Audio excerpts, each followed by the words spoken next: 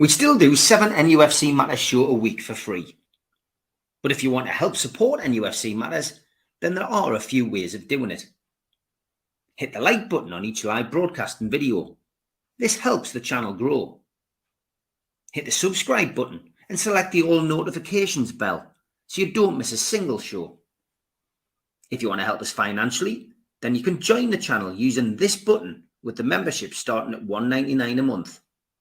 Or you can drop us a donation in the chat using a super sticker. We're also looking for sponsors. If you'd like your brand advertised on the flyers for the show and featured during the ad break, then email John at nufcmatters.com to arrange.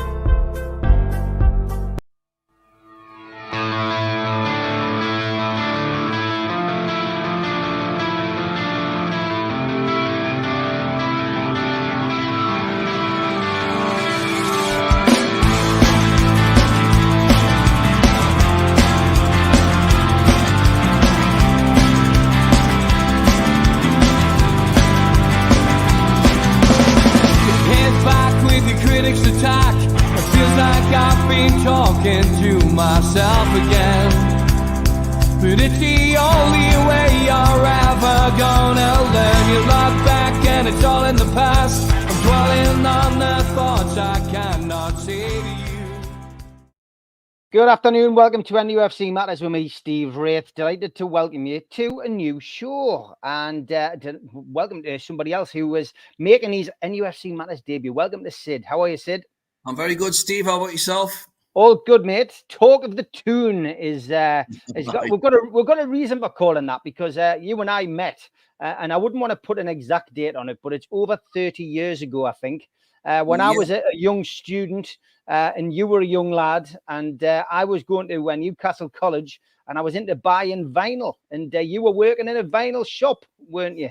I did. I had the record shop on Waterloo Street in the late 80s from about 87 to about 90-ish, round about that time. Long time ago. I was only a young man in those days. With long hair. And then I got it all chopped off. Heady days. Loved it. Probably the best job I've ever had in hindsight, but there you have it. Great stuff, mate. And you've been a Newcastle fan for a long time as well. Tell us when you first went along to St James's Park. What was your first game? Yeah, it's funny because I sort of remember going in the early 70s with my dad's friend, and I don't really remember it much. I just remember the other team playing in blue and being in one of the paddocks, and that's basically that. But the first game I properly went to on my own was 1981. We played Chelsea. We won 1-0. I went in, I think, now somebody might correct us with the price. I think it was about £1 to get in, which was probably up my pocket money, if I remember rightly at the time. We didn't have much. And and we went in, and it was there was 17,000 there. I remember the figure. There was 17,000 apparently there, but it looked more. In hindsight, it looked more. And it was just one of those things when you walk in, and don't get us wrong, the stadium was decrepit when you think about it. But you went in and you were amazed by the physical size of it and the pitch and the old wooden stand there as well. Because I was in the corner in the Gallagher towards this sort of the West stand, whatever you want to call it at the time. Yeah. The Milburn. And yeah, it was sort of mesmerising. Couldn't believe it. So as I say, we played Chelsea. We beat them 1-0, if I remember rightly. And again, feel free to correct me because I'm probably wrong. But John Brownlee scored. And also, if I remember rightly, Mick Harford was playing. Right. He was either playing or on the bench. I'm pretty sure that was the case. And I think it was the very early days of Arthur Cox because they've got rid of McGarry and we've got Arthur Cox in at the time. So, yeah, it was dreadful football in those days, I have to say.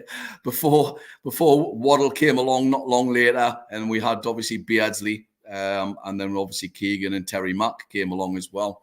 So yeah, 1-0. I remember after the game as well, as you just come out of the ground, You've got the little lane going down the back of the side of the east stand. I remember going there and having a look. Absolutely kicked off. Bottles, bricks flying all over. As a young kid, you're doing that. You're diving out, trying to get out of the way. It was absolutely nuts. But what a great experience going to the first game. It was just absolutely thrilling. And then from then on, I've been moved, virtually every game since at home. We've been to a number of away games as well, obviously, but mostly home games. Obviously, had the thrill of seeing the early 80s with Keegan and Waddle and Beardsley, and that was unbelievable. I mean, Beardsley's without a doubt the best player I've ever seen at the club. Absolutely nailed on. I think people forget how great Chris Waddle was. It's something I want to sort of mention as well. If I had to pick an all-time 11, Chris Waddle gets into it. He was just incredible player. We knew what he was going to do. He'd dip his shoulder. You could see the crowd doing that. And he'd cut in, but you couldn't stop him. And he was an amazing sort of range of passing on him as well. He was a top player, absolutely world class. And he was banging the goals in as well. If you look at his stats and goals are sensational. So that was really exciting. And then obviously later on, unfortunately, obviously Keegan went. My brother's first game was the testimonial. Same as mine. Yeah, Liverpool 2-2. Yeah, that was great, wasn't it? Grobbler on his hands, doing all the sort of all the jokes and all the rest of it. It was a terrific game, that like. So yeah, and then obviously been all through the years, all through the peaks and troughs, more troughs than peaks. Obviously the great years of the Keegan era, which was incredible. Some exceptional footballers. Robson, slightly less so, I have to say, but was still very enjoyable. And then obviously, latterly the dirge under Mike Ashley. Stuck at it. Still got my season ticket in the East Stand. Almost went. The guy next to us, John, who I absolutely love him, great bloke, used to work with him for years, and he went in the September or the end of August, and we got taken over in the October. And I was going to hang on until the cat case and see what was happening in the January, because I was so fed up. The viewers will know, what's the point of going to football when you've got no hope? Yeah. Yes, it's great going along and you do it every year and it's part of who you are and you love the Saturday afternoons and the ritual, but it gets to the point where you think, well, what's the point? We're going, we're not going to be challenging. We're never going to win anything. We're just there to exist. It's terrible football. Bruce is the worst manager I've seen at the club. I thought it would take an awful lot to beat Sam Allardyce, but he does definitely wins. And and it's just awful. It was absolutely awful. And then when the takeover came, it's been great. Eddie Howe's been sensational, absolutely sensational. So here we are, 2 years in, and 9 weeks ago said everything was looking, rosy in the garden. We were in the quarterfinals of the Carabao Cup, looking for a place in the semis with a potential Tyne derby. We also had Champions League qualifications still within our grasp. We were going into that last game. The injuries were starting to mount up, but ultimately, we'd done quite well in the Premier League as well. We were holding our own and not having the horrendous season that lots of people tipped at the start of the season. But in the last 8 weeks, the wheels came off. We crashed out of the Carabao Cup, albeit on penalties. We then exited the Champions League bottom, which is what everyone had predicted. But, we didn't shame ourselves in that. And then, we've then had injury after injury, and not just 2 or 3 week injuries, 2 or 3 month injuries, which have decimated the squad to the point where we've now lost 4 league games and everyone's in crisis. We've gone into a transfer window where Darren Eales' opening gambit in the transfer window was, we're strapped by financial fair play. We can't do anything with financial fair play restrictions. We won't be signing anybody. It's going to be quiet. And without saying as much, all of our players are up for grabs, which has then led to what we've seen over the last 6 or 7 days, which is just a free-for-all in speculation. And as we are doing this live, one of our key players that we've been chasing, Calvin Phillips, has now agreed to join West Ham on loan for the rest of the season. So Newcastle, at the moment, are doing what Newcastle do well, which is provide newspaper outlets, radio stations with plenty copy. What a week we've had, Sid. Well, for a club who many claim aren't this big club, we get an awful lot of press. You know, we get an awful lot of coverage for a so-called not one of the big six, as they claim, which I think's garbage anyway. That's another issue. Yeah, it's been bonkers. I mean, the speculation is unbelievable. By the end of this show, they could claim that we've sold another player, but nobody knows. I mean, the amount of players, the Miggy situation, which you sort of, there was always an inkling that it's been rumoured for quite a while that he may well go to Saudi at some point. But I mean, in the last 24 hours, I've seen about 8 contradictory different statements. He's definitely going. It's a done deal. He's off to Al-Shabaab. I think this is the pronunciation. I apologise if I get it wrong. Yeah. And no, he's definitely not going. He definitely wants to stay at Newcastle. Paraguayan press are insistent he's definitely staying at Newcastle. Next minute, no, he's definitely off to another club in Saudi Arabia. No, he's definitely staying. And then it's well, he's the one I think who's more likely out of the 4 who's more likely to go. I'd be very sad to see Lascelles go. If you'd asked me that a year ago, I would have snapped your hands off to let him go. And even though he'd been a very good servant, he's been a marked improvement in terms of his performance over the last 6 months or so under Eddie Howe. It's incredible, actually. It's a huge step forward in terms of his performance. So I would personally give him another year without a shadow of a doubt. Otherwise, we're stuck if one of the centre halves goes. Personally, Wilson and Trippier, would you keep them? Would you sell them? I think you'd only sell them under the caveat that you're definitely going to be bringing players in. Otherwise, you're going to, at the end of the day, if we're weaker than what we started off at the beginning of the transfer window, then they've not done a very good job. So we have to finish stronger as a squad and as a team. I have no doubts that right back position's already covered. The young lad Livramento is outstanding, and I have no problems with him playing there. I have no problems with Kraft after he coming in as a sub. He's been another revelation. He looked like he couldn't kick a ball straight under Steve Bruce, and he looks terrific under Eddie Howe. He was really unfortunate. He was playing really well till he got that injury. Wilson, unfortunately, he's made of glass. He's a great player. He's lost a yard of pace, and I would sell him if, again, under the proviso, we're going to get an attacking player. And that's what it really comes down to. But you can't tell me Newcastle are skint. I don't believe it. I think it's absolute.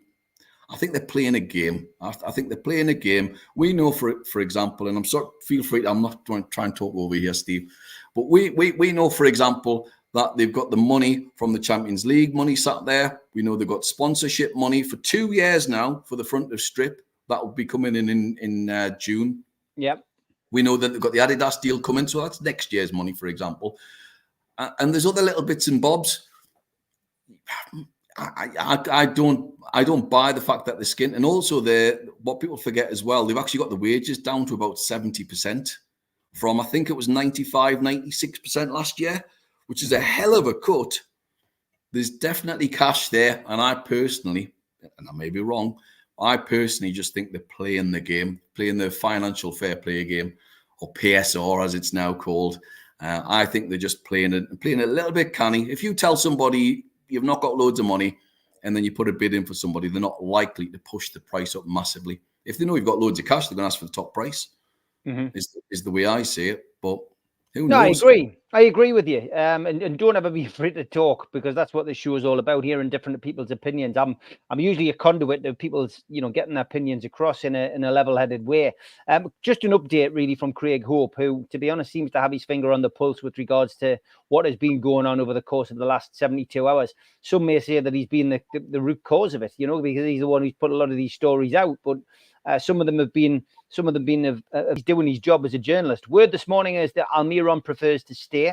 Saudi club would have to up the offer anyway. That was his first tweet this morning, followed by Bayern haven't given up on Trippier, but the player will not agitate for a move, and it would need Newcastle to accept the offer, which they insist won't be happening. So what we seem to have had is a rush of blood to the head with regards to Wilson, Trippier and Almiron from somebody. And we now know that big clubs are interested in our players. Do you think what Darren Eales did maybe when he lit the blue touch paper with that 6-7 minute interview, was this maybe his Newcastle testing the water? Absolutely. Just clearly fishing. I mean, I will be surprised actually if Trippier's still here at the end of the transfer window. I really do. I mean, if you're and it's hard to blame them, isn't it? You know, if Bayern Munich come in, who are a world power, you've got the chance to win, you know, the German league again, the Bundesliga, which is a terrific league. You've got the chance to win that. You've got the chance to win the Champions League. At his age, at 33, it'll be very difficult to turn down. I mean, don't get us wrong. I actually think he's probably the most important player we've had since Brian Kilcline. Yeah, I agree. You know, and I really do. And I think, would any Newcastle fan really blame him and have a go at him? I don't think they would. His form's clearly dipped since November, since coming back from the international thing. I'm not going to go into all that speculation, hoo-ha, but it's clearly dipped. And maybe it might be time to go, you know. And he's 33. You know, he's 33. So, you know, 34 this year. He tends not to stay longer than 2 years at any club. You know, when you look at his form this season, I think the fact that some key goals, certainly in recent weeks, have been down to him. Errors, uncharacteristic errors. I think I would agree that his form's dipped recently. But when you look at his statistics, and as you know, I think most people who've got him in the fantasy football team, you know, he's still a great creator of goals. Do you know what I mean? So he still brings a hell of a lot, and I think it's what he brings to the dressing room. My disappointment would be selling him in January. I think if he left in the summer, I could cope with that. Because yes, we've got to get rid of some big players, but I think losing him in January at a time when our injury list is still, albeit there's players coming back, it's still quite big. I just, what kind of damage is it going to do to the dressing room? You know, it's obvious. You know, Eddie Howe has said he's a key player on and off the pitch. You know, what kind of message is it sending out to, you know, to everybody in that dressing room? Something doesn't add up to me, Sid. That's all. I mean, you and I have been around the block. We're both. Yep. You've done slightly more years than me, only by a couple of years. But it just gives me a feeling of something's happened. Something's gone wrong. There's something definite, isn't there? You know, and I don't want to go too much into it, but there's definitely something, and hence the fact that he wants to leave. And as you say, who in the right mind really wants to go in January?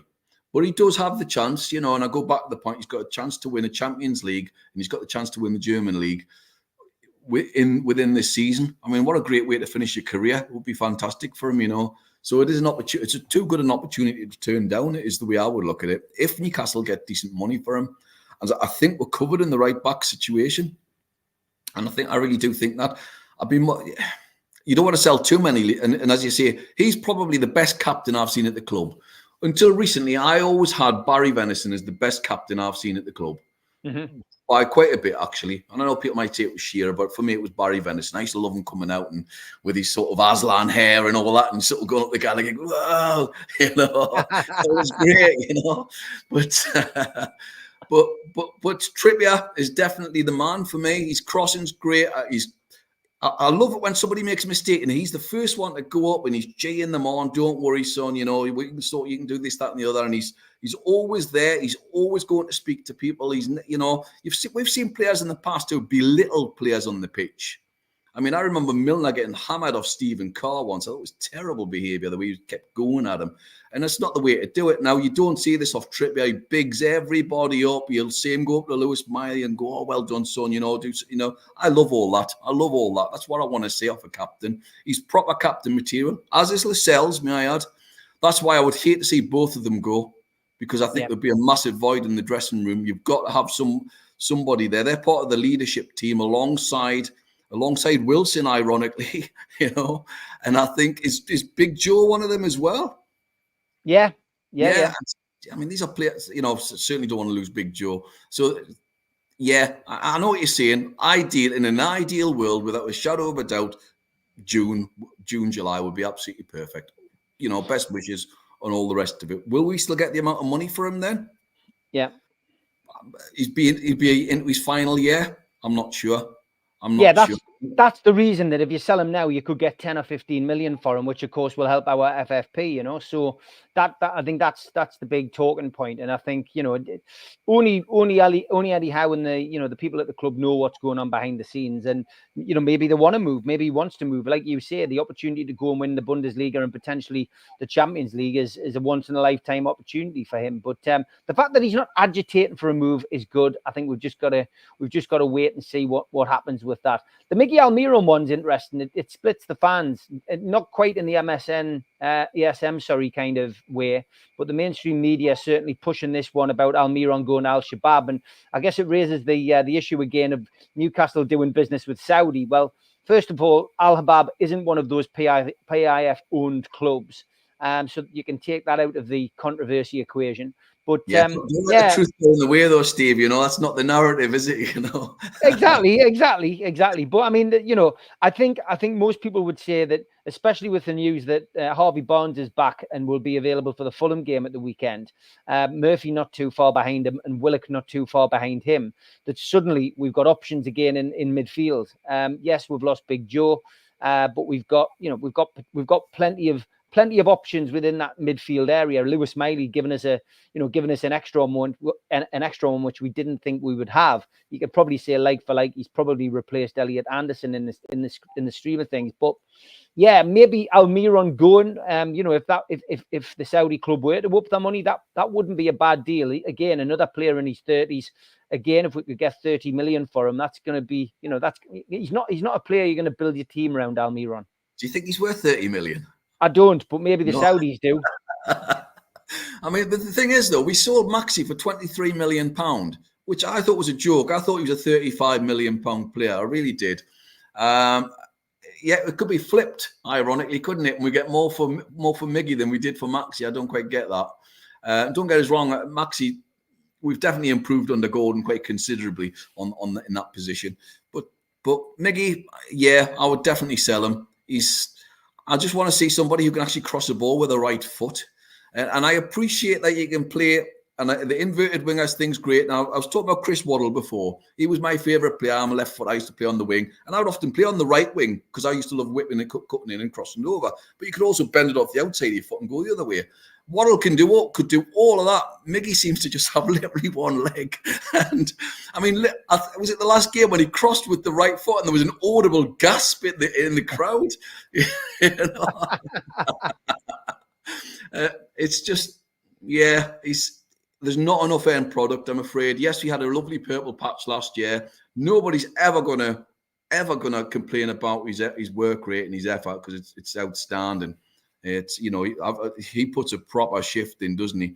And he suffered probably even more than Gordon, I would say, in terms of fatigue, because I think he's a 60-minute man, and then that's it. And then you maybe bring somebody else on. I mean, I think Murphy's another one who's transformed as a player. His crossing's absolutely brilliant, and nobody mentions his crossing enough. And he's lightning quick. So if I had to sell one of the two, I would go with Miggy all day long over Murphy personally. And obviously, I would agree with you, mate. I would agree with you. I just think we're going to have to sell somebody at some point, aren't we? That's the problem. So many names being chucked into the mix. Wilson. Would you get rid of Wilson? I wouldn't get rid of him now. I mean, we've got Isaac, who's a wonderful striker, but at times looks like he's made of fiberglass. And my worry is that we sell Wilson, we've got like a Ferdinand Shearer situation develop where we let Wilson go, and then suddenly Isaac's injured for 6 weeks, and we've got nobody to play up front. Yeah, they need a striker. There's just no doubt about it. Or even would you cope with an attacker? I mean, I'm a big fan of Gibbs White. From Forest. I think he's a terrific player, and he could certainly play on the right or between the lines up front. We seem to be. Newcastle seem to have a number of number 10s who don't get played in the number 10 position in the old sort of Peter Beardsley role. I mean, one player I'm a huge fan of, and unfortunately he's injured, is Elliot Anderson. And he's suffered massively from, well, obviously the injury. It's been such a loss really for him because it could have been a big break season for him. But also, I personally think he's a number 10. I think he's behind the centre forward, and we don't play that type of football. We're rigid 4-3-3, and I'd like to see how break it up and have an alternative on occasions. Some teams, yes, 4-3-3 without a doubt, but be prepared to go to plan B and C and do something a little bit different as well. And we've done it one game. I think we've done it one game where we've changed the formation. Yeah, I'm not sure on that. But anyway, sorry, I digress. Going back to the foot, but we definitely need a striker. There's no doubt about it. We sold Chris Woods and didn't get anybody in. And I always go by the Kevin Keegan adage, buy better players. Buy better players to replace what you've already got. And my personal view is we didn't do that in the summer transfer window. We should have went and bought better players than what we already had. Yes, you got Tonali. I'm sure he'd be great. I'm sure he'd be great. That's fine. That's all right. But, you know, is Barnes better than Gordon? I'm not convinced. Time may tell, and you know, I hope he proves me wrong. But I want to see upgrades. I didn't see the point in buying the young lad at left back. I just didn't quite get that. I didn't understand that. Lewis Hall. Yeah, Lewis Hall is like 28 million or whatever it was. You know, I'm sure he'd be a good player again, but how long? It might be 2 years. You know, whereas everybody knew we needed a proper left back at the time. Obviously, we've got Livramento who can play there, but ideally he wants to play on the right. So we could all see we needed a left back. We should have bought a better left back or attacking left back. We should have bought, everybody said we should have bought a right winger, or most people anyway. I mean, the lad who went to Aston Villa, I think that was a big loss. We should have really went for him. He looked fantastic. He's been fantastic since he's gone there on the right. Yeah.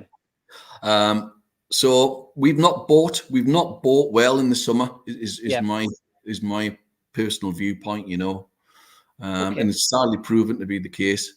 But and one last point, Steve, sorry, one last point is everybody could see we needed a number 6. Mm-hmm.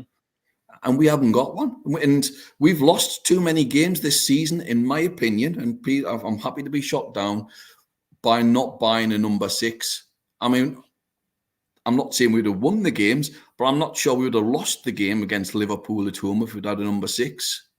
Mm-hmm. I'm not sure we'd have lost the game against was it Milan? The last minute, the Milan, because a good number 6 would either mopped it up or just bring him down in the halfway line, you know, just hack him down. And there's a couple of games where I just think we've lost because there's been such a vast gap in the midfield where somebody just runs through the middle, and it's as clear as day that we need a number 6, and it's not being addressed, which is pretty poor.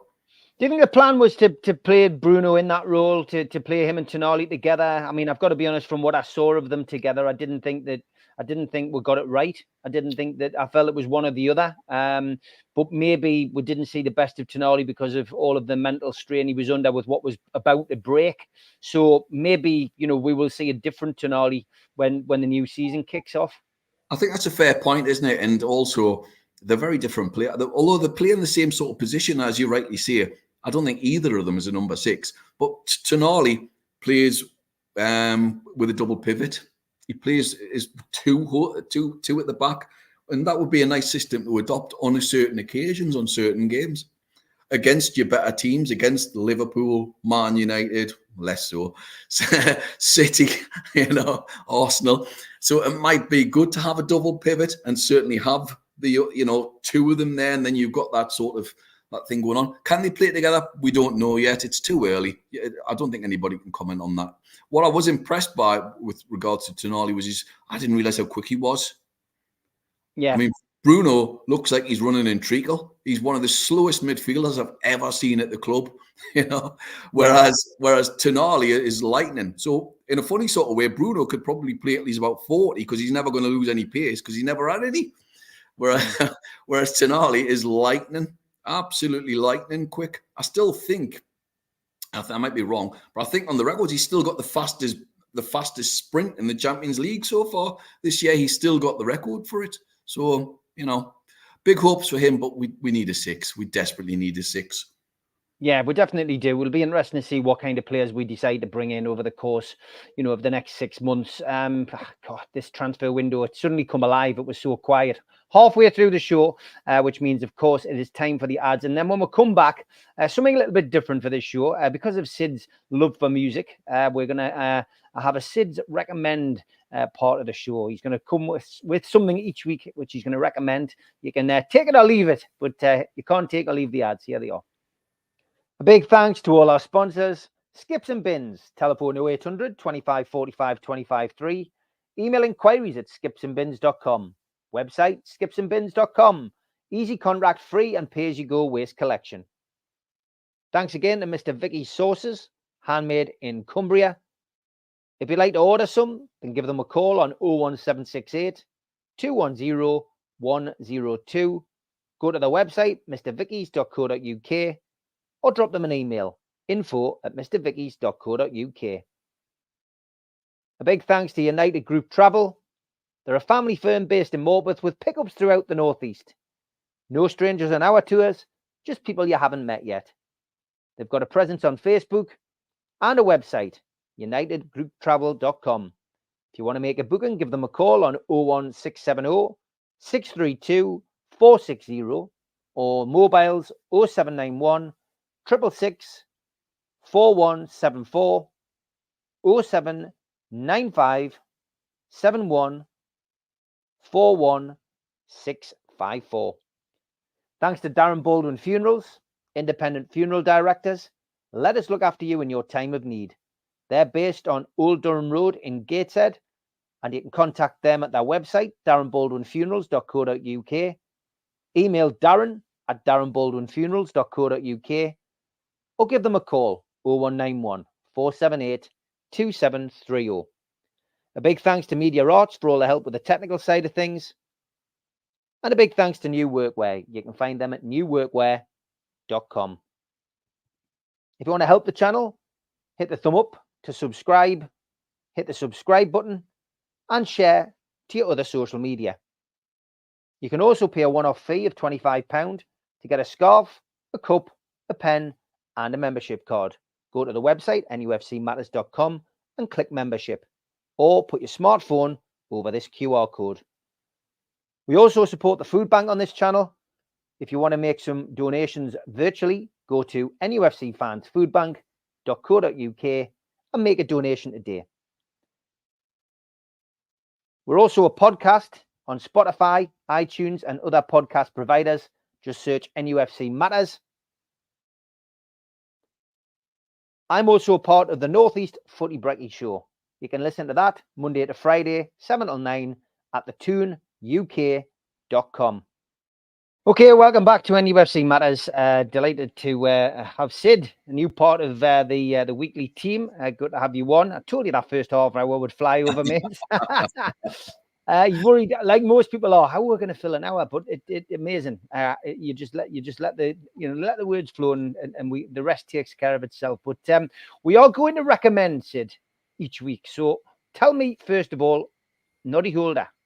Who's crazy now? Yeah, I was going to mention the book and then obviously the record. If you get the chance, I love loads of books, various things in terms of reading.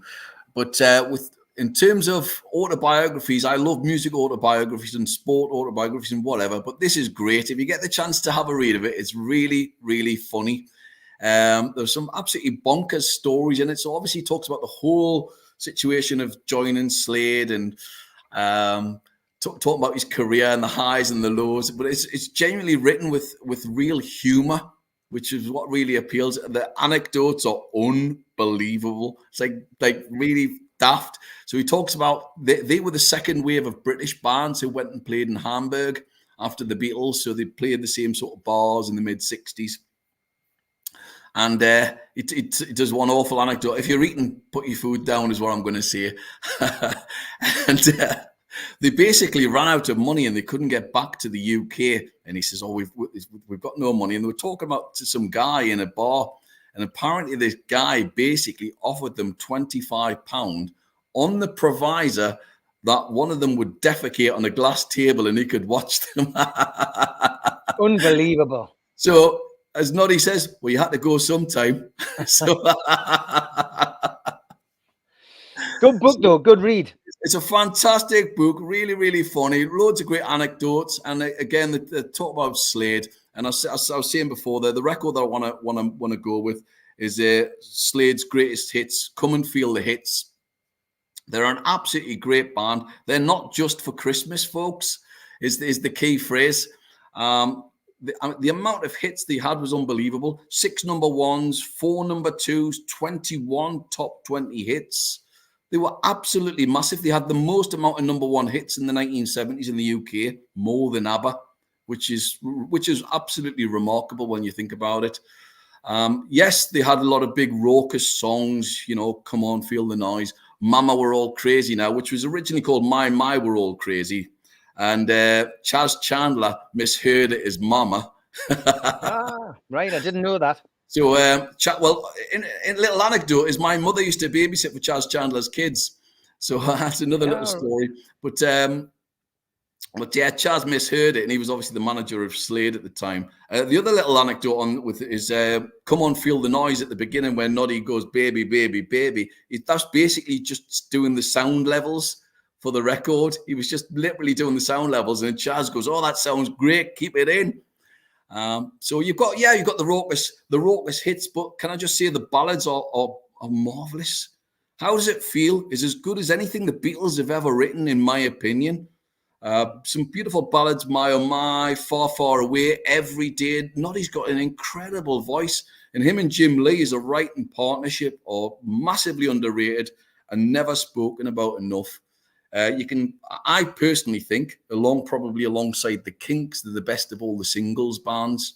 I'm struggling to think of a better singles band. Yeah, they've got the odd great album, but mainly singles for me.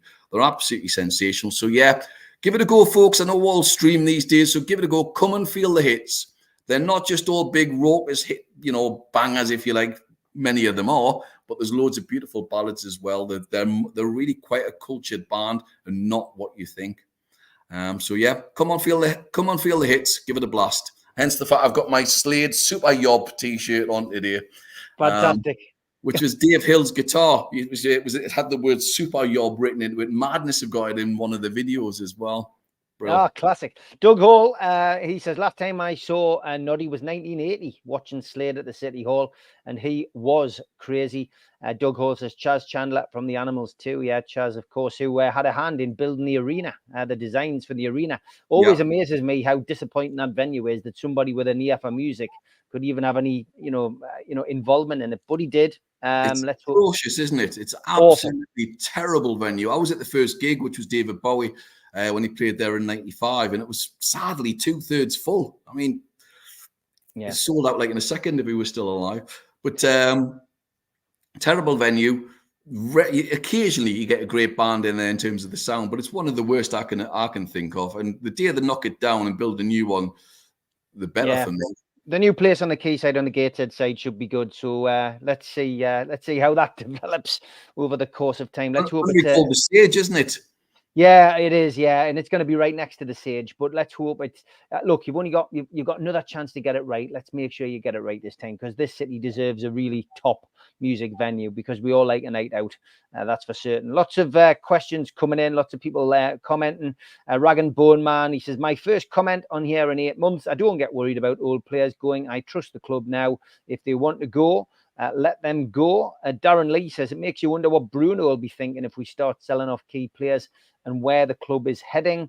I guess as well, though, he'd be happy if they're bringing in better players. Like Sid said before, you want to be improving each time. Tom asks us what Barry Venison's doing these days. He's on my Facebook, Tom. He lives in the US of A, and he has a very good time walking dogs, taking videos of wildlife, and generally enjoying himself. I'm assuming he doesn't have the bonnet now, though. He's still got a bonnet. I'll see if I can dig up a photograph before the end of the show. Derek, good afternoon. He says, personally think Eddie doesn't want to play a 6 when we have a full range of attacking options, which is interesting. And Darren also says, what is going on at the club? I'm hearing rumours Trips has unsettled the squad. All rumours is what I'll say, Darren. Like I said to George last night, everything that you read on a text message or a WhatsApp group or see on the internet isn't necessarily true. I think there's a bit of skullduggery going on amongst maybe Sunderland fans, maybe clubs from the Premier League, rival clubs from the Premier League. And I think this is open season on Newcastle at the minute. And I think we've got to reserve our judgment on anything, unless you hear it for fact, i.e. we knew that there was an attack on Joe Linton's house. whilst he was at the game. It was well covered in the newspapers. Then take everything else with a pinch of salt. We don't know what's going on. At the moment, Kieran Trippier looked very happy in training yesterday, and we've had no confirmation or denial that anything's happened in his personal life. Morris, I think this one was answered in the sense that Man United have appointed people in certain positions now. I don't think he's going to go to Manchester United. I think he's more or less said as much himself as well. But Sid, I want to talk about this. And Alfred Uckham says, any crack about PCP selling 4% of their stake to the Reuben brothers? Can't get my head around it. Well, Amanda didn't put any money in. Canterville Group didn't put any money in 2023, which means that her share ownership has now been reduced to 6%. The Reubens have bought that, I think, is my understanding. They have continued to put in their payments. Their percentage has now risen. Amanda's has dropped to 6%. Again, as well, she's taken money out for the legal battles, which we can only assume are against, Mike Ashley, which was something that was raised during the takeover, that he wasn't happy about certain things, agreements being broken, that legal battles might have to commence. But, again, shrouded in mystery that. But I can see, I mentioned this on the fans forum last night, I can see eventually Amanda and Mirdad departing stage left. Yeah, I think so as well. And I would like to keep them as figureheads, actually, if that were the case. I think they've done a really great job in terms of promoting the club. I think she does a really good job. I think both of them do a really good job, in terms of the whole public figurehead, if you like. I just think they really work well. I would, if I got my way, I'd probably keep them there for quite some time. I appreciate they can't financially. They're not in the same league, or let's be honest, as the Reuben brothers of the Saudis. So they're not going to be able to financially, put in the same percentage. So it makes absolute sense over time. Just dwindle it down to zero, and they'll have made a nice tidy sum. She'll have got her wish in terms of getting the club taken over. She's been a fantastic figurehead at the front there, and a clear driving force behind all of this. So, good luck to them as far as I'm concerned. I have no problems with that whatsoever. And if it's left down to the Reubens and the Saudis, great, absolutely great. No problem from me. Yeah, no problem from me either. I genuinely think Amanda and Mirdad, were there to facilitate the deal. They were the ones who brought the PIF to the table, and eventually things will change. You move on. I think the reason we've heard less from them is because they've appointed, Darren Eales as a chief executive. They've appointed Silverstone as the man who's bringing in the sponsorships. I think that's probably why we're hearing less from them. So I don't think there's anything suspicious about it, Sid. No, and I think as well as you look at the appointments, time will tell, but they look like they've picked really good people so far. But the fact that Man United are linked to Dan Ashworth, it tells you they've got the right guy in. By the fact that Darren Eales is over 2 years now, significantly increased the amount of money coming into the club, tells you they've got the right person in charge, and so on and so forth. So it's, their job was to get the right people in place and delegate, and that's exactly what they're doing. So again, going back to that, no problem at all. And she's really spearheading the women's football front as well, which is magnificent. So yeah, long may they continue as far as I'm concerned. And even if they're down to 0%, if it's all gone, I would still like them to stay at the club under some form of capacity. I think she earns it. I think she's earned the right to do so. Okay, Tom Dixon says, question about Sid, who's your favourite player at Newcastle now? Big Joe. Yeah. Yeah, because like everybody, we would have. Who would have thought that we'd seen some sort of a revelation in terms of a player like that? He looked atrocious for such a long time, and you were thinking, "Oh my God, what have we done? There's 40 million. He's not in the right place." We all appreciate he could have played on the left, and then all of a sudden, he's just been transformed into this destroyer in the middle of the park. Great.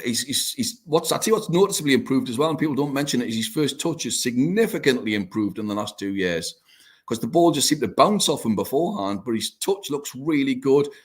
He reads the game quite well. He drives forward with the ball. He's very much that sort of classic sort of midfield destroyer.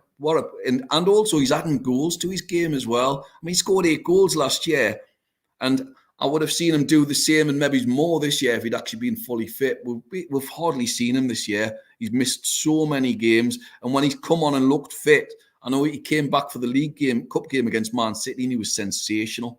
and then he's played really well recently and then gone off injured. He's going to be a massive miss. If we lose him in the summer, I'll be gutted. I'll be absolutely gutted. Ironically, I'd be less gutted if it were Bruno in a funny sort of way, even though technically, yes, he's better. But I love that whole narrative, the whole arc, if you like, of his story. Everyone loves a player who's come through adversity and become something else. And yeah, I love him. I think he's a great player. And he's one of those players who might, if I picked an all-time 11, he might be close to getting in. So, yeah.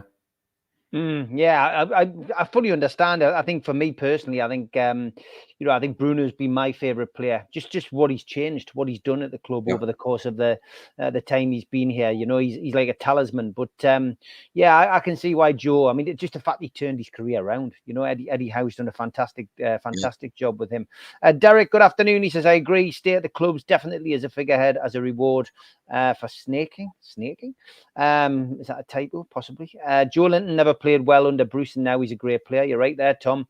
Out of all the players, says DJ Gazglow, out of all the players, such a dramatic change in Big Joe in the last 2 years. Yeah, most definitely. Gary as well says Tonali is a good dead ball specialist. I think if Trippier does go, to be honest, I am looking forward to people taking free kicks and corners, a bit of variety, I guess, you know, because Trippier does take everything. He does take everything.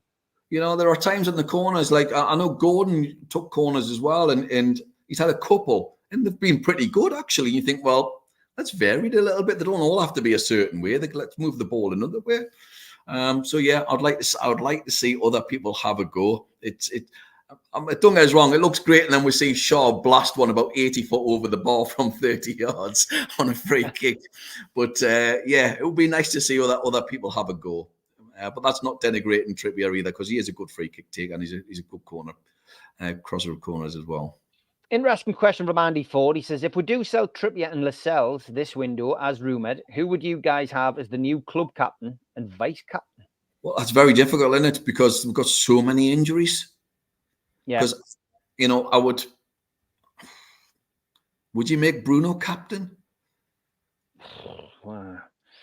It's interesting, isn't it? Because you look at captain, mind you, for the Dutch team, who's that? But he seems very quiet on the park. Yeah, he does. Fabian Schär, I'd actually make him captain. But till again, he might not start the season. Yeah. It's a good question. Livramento could step up. He seems to organise. And I think for me, I would always prefer it to be somebody in the back four. Yeah, I agree. I tend to go like centre halves normally. I think they're just great captains. Obviously, all the great ones, many of them are centre halves, aren't they? So yeah, Schär, whichever way you pronounce it. I'd probably go with him. Vice captain, I'd probably then go with Bruno. Yeah, Bruno would be a good one because he's a talisman of the club as well. You know, I like Fabian Schär. I think it's a good shout short term. I don't think we'll lose both players. Put it that way. I think one of them will still be at the club. Come in 8 days' time. I mean, Lascelles is another one. You look at him when he came in this season, and everyone groaned collectively. Oh my God! Apart from Mitch and Stu on this platform, who've constantly praised Lascelles to the hilt and said when he comes in, he'll do a job. And they've been proved to be right. You know, he's come in and done a great job. Well, I think he's done exceptionally well. And I said earlier on, I'd give him another year. What's interesting now, I watched him warm up for a number of games before he actually came into the team. And I was saying to Steve, I was sitting next to at the match, I said, look at him, he's doing all these fancy flicks, lovely little passes. He looks great on warming up. He looks like a proper player. Whereas before, when you see him play a couple of years ago, the ball was like a hot potato at his feet. And he just lumped it up the pitch. He now looks a lot better. And what he's doing, he's not trying to do things he can't do. Yeah. He's just passing it quickly to the person next to him. Occasionally, I've seen him ping a ball, and it's been pretty good, actually. I didn't know he had that in his locker, but I don't want to see him do it all the time. Pass it to Fab, he can do that. That's great. But yeah, I've been mega impressed with him. I would definitely give him another year. One, he's great for morale. He's a good leader, and also he's great as a backup player. He is a good backup player, and also if we're 1-0 down with 10 minutes to go, he's great to stick on because he's great in the air. Yeah. Yeah. So, what about Nick Pope then? I mean, I'm not a fan of goalkeepers see everything, and I don't think it's a surprise that our form defensively dipped because suddenly Dubravka's in there, and the back four had to get used to Dubravka in the way that he manages his back four. Well, Dubravka, like a number of keepers that we've had, doesn't come up his line. He doesn't command the box. We've had great shot stoppers. Given was a great shot stopper, but you'd be hard pushed to say he came up his line very much. Pav did mind it. He was sensational with his speeds. But I loved him. But Pope, terrible with his feet, but really good at reading the game and coming off the line. He really mops up an awful lot, and it's only now that we've realised what a big job he does. However, I'm going to put it out there. He's done his shouldering. He's a goalkeeper. Is he ever this is the second time, is he likely to come back the same player? It's a tough call. And also, if I'm being brutally honest, I wanted to see, and I thought he's been a fantastic keeper, actually. I still want to see an upgrade. I want to see somebody who can do the whole thing. I mean, the benchmark is Alisson, I think. He's great with his feet. He reads the game really well. He's a great shot stopper. Edison's probably the best keeper in the world with his feet. Maybe he's not quite as good as Alisson, but still a terrific keeper. I would like to see somebody along those lines. The Spurs keeper, again, also is another big step up. I don't quite think we're there on that front, you know. But I don't know what you think about it. I think a goalkeeper is a priority, but you know, I do think a striker is more of a priority. I think we could get by if Nick Pope comes back and he's fully recovered. I mean, this is the second time he's done his shoulder, so there's a big question mark over him. And he's in his, he's another one in his 30s.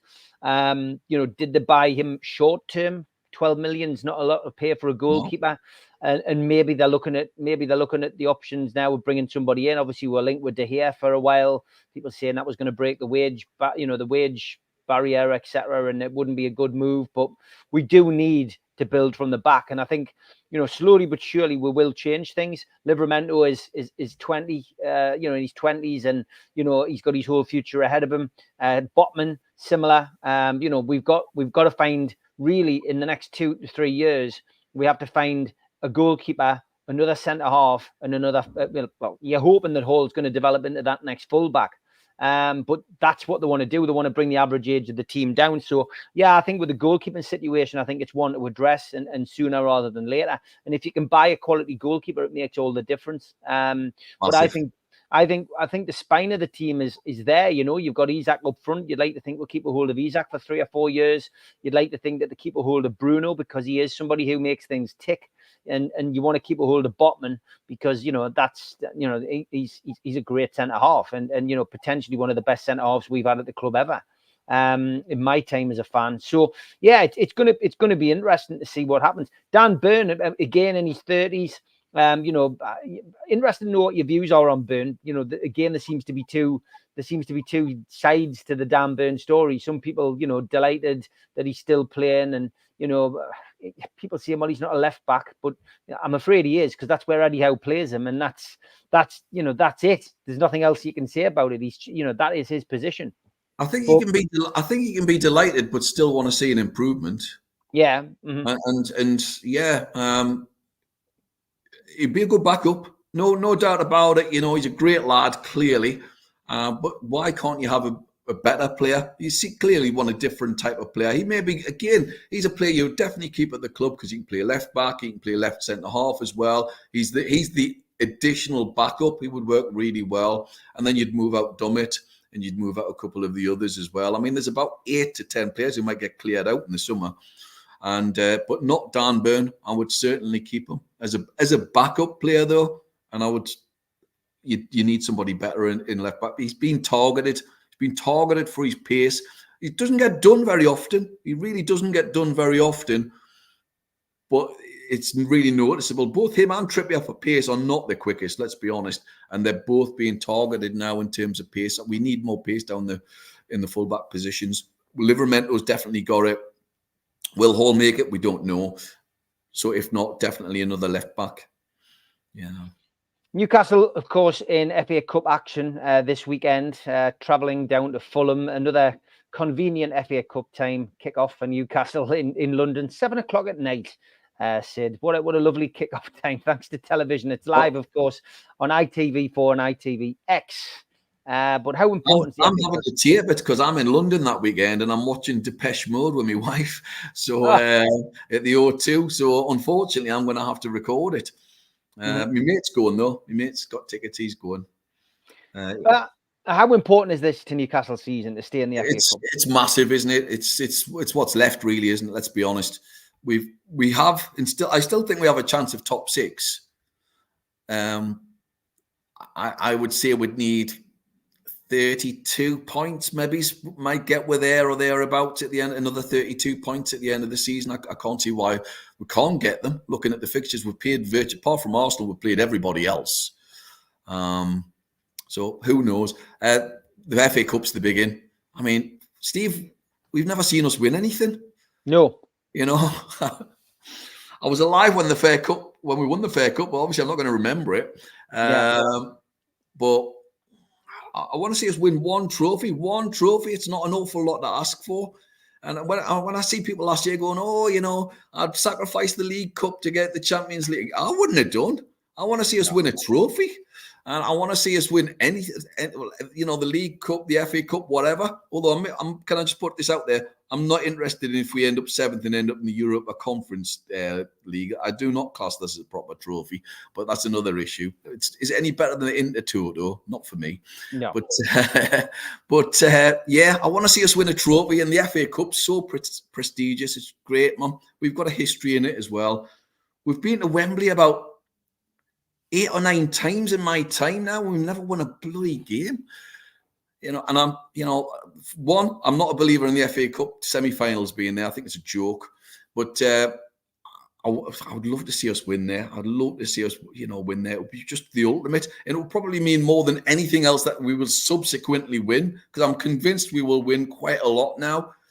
But the first one is the most important one. And especially the fact that we've waited so long. Yeah, we have, and that's the problem. It's, you know, I think once you break your duck, things get a lot easier. But it's breaking that duck that's proved to be the problem for Newcastle. 10th time lucky, Sid, says Gary. Right, 10. There we go.